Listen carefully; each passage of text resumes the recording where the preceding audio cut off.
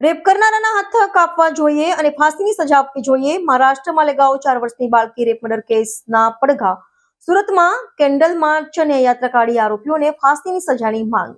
મહારાષ્ટ્રના નાસિક જિલ્લાના માલેગાંવમાં 4 વર્ષની માસૂમ બાળકી પર થયેલા ઘૃણાસ્પદ રેપ અને ક્રૂર હત્યાના બનાવમાં પડઘા સુરત શહેરમાં પણ પડ્યા છે। આ અમાનવીય કૃત્યના વિરોધમાં બાળકીને ઝડપી ન્યાય અપાવવા આરોપીને ફાંસીની માંગ સાથે સુરતના ઉધના વિસ્તારમાં વિશાળ કેન્ડલ માર્ચ અને ન્યાય યાત્રાનું આયોજન કરવામાં આવ્યું હતું, જેમાં મહિલાઓ સહિત મોટી સંખ્યામાં લોકો જોડાયા હતા। સુરતની સ્થાનિક યુવતીએ જણાવ્યું હતું કે રેપ કરનારાના હાથ કાપવા જોઈએ અને ફાંસીની સજા આપવી જોઈએ।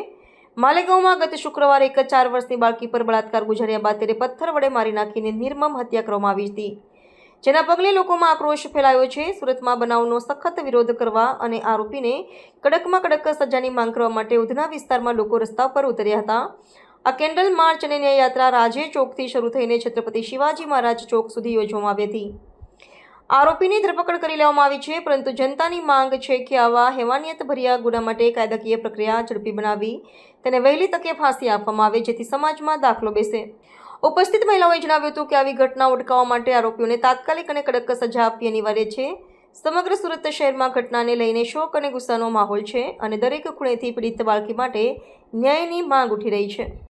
राजपूत, जैसा कि आप सब जानते हैं, आपने खबरों में सुना होगा कि महाराष्ट्र में हाल ही में एक 4 साल की यज्ञा करके बेटी का रेप हुआ है। वो सिर्फ 4 वर्ष की थी। उसकी गलती क्या होगी? क्या उसने छोटे कपड़े पहने होंगे, या वो किसी को छेड़ने गई होगी, या वो गलियों में इंस्टा पे कुछ ना कुछ चला रही होगी, ये गलती होगी? वो सिर्फ 4 साल की थी। गलती 4 साल की बेटी में नहीं, गलती उस लड़के की है जिसका दिमाग यहाँ नहीं, यहाँ खून नहीं दौड़ता।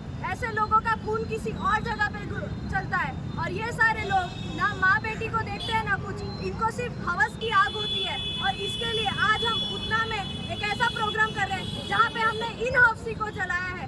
ये ऐसे हफ्सी एक नहीं होते, ऐसे हफ्सी रोज पैदा होते हैं। जब तक हम एक हफ्सी को हाथ में ना लेके उसका काटे नहीं ना, तब तक आगे ये लोग पैदा होते रहेंगे।